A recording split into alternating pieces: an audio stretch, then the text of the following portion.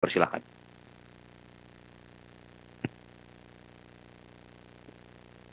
Baik, terima kasih Pak Seskap, yang saya hormati Pak Dubes dan Pak Simon, Bapak Ibu semua yang ada di ruangan ini, teman-teman media baik yang ada di DC maupun yang ada di tanah air. Assalamualaikum warahmatullahi wabarakatuh. Atas apa yang disampaikan oleh Pak Seskap untuk menindaklanjuti tentang poin-poin kesepakatan yang telah ditandatangani oleh Bapak Presiden Prabowo dan Bapak Presiden Amerika Pak Trump terkait dengan perjanjian dagang kita, izinkan saya untuk menyampaikan beberapa hal penting terkait dengan isi dan substansi dan langkah-langkah strategis. Secara kebetulan kemarin sudah dijelaskan oleh Menko dan sekarang kami akan menjelaskan secara teknis pada tataran implementasi.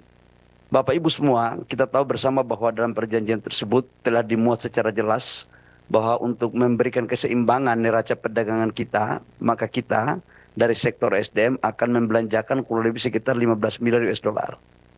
Dari 15 miliar US dollar ini terdiri dari membeli BBM jadi, kemudian LPG dan crude.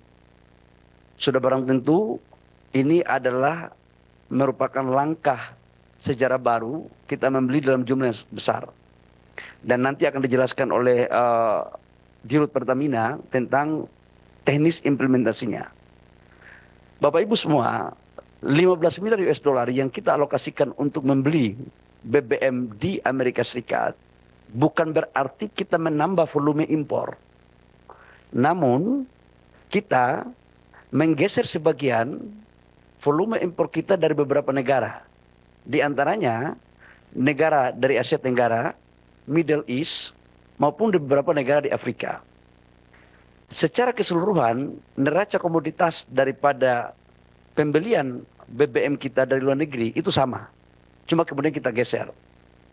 Dalam prakteknya nanti, pembelian ini sudah tentu akan memperhatikan mekanisme-mekanisme keekonomian yang saling menguntungkan. Baik menguntungkan kepada pihak Amerika Serikat dan badan usahanya, maupun dari pihak Indonesia. Kita tahu bahwa impor kita cukup besar di LPG, kurang lebih sekitar 7 juta ton per tahun. Dan salah satu yang selama ini sudah kita lakukan juga adalah sebagian kita ambil dari Amerika. Tapi volumenya kita akan naikkan. Ini dalam konteks BBM.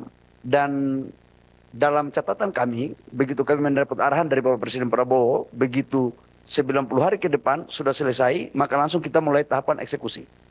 Jadi ini langsung bisa berjalan supaya tidak ada suatu persepsi yang berbeda dari teman-teman yang ada di sana. Yang kedua, kami juga menjelaskan tentang mineral kritikal. Bahwa Indonesia menganut asas politik bebas aktif dalam konteks pergaulan diplomasi luar negeri. Tapi juga Indonesia menganut asas ekonomi bebas aktif. Artinya, kita memberikan ruang yang sama kepada semua negara, termasuk Amerika dan beberapa negara lain yang akan melakukan investasi di Indonesia, khususnya di mineral kritikal.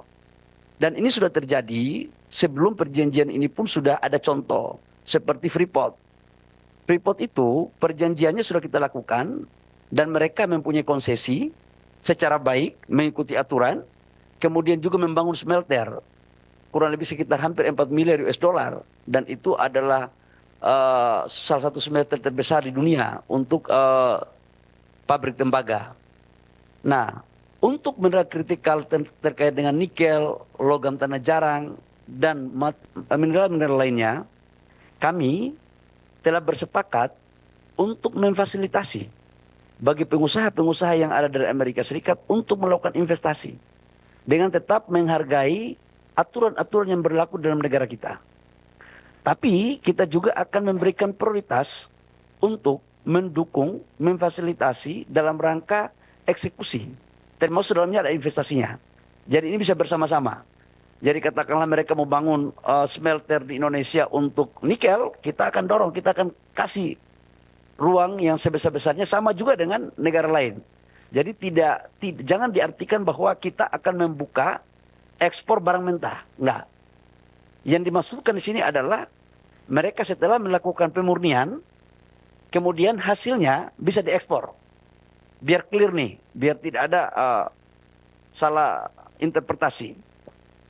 Yang berikut, Bapak Ibu semua, saya juga menjelaskan bahwa dalam konteks perolehan terhadap wilayah-wilayah pertambangan yang ada, kami setelah ini kami akan menawarkan kepada mereka mana perusahaan-perusahaan yang ingin masuk dan kemudian kita fasilitasi.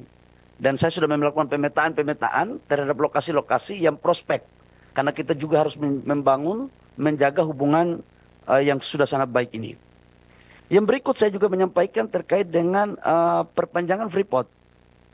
Bapak Ibu semua, kita tahu bahwa 2 tahun terakhir telah kita melakukan negosiasi komunikasi intens antara pemerintah Indonesia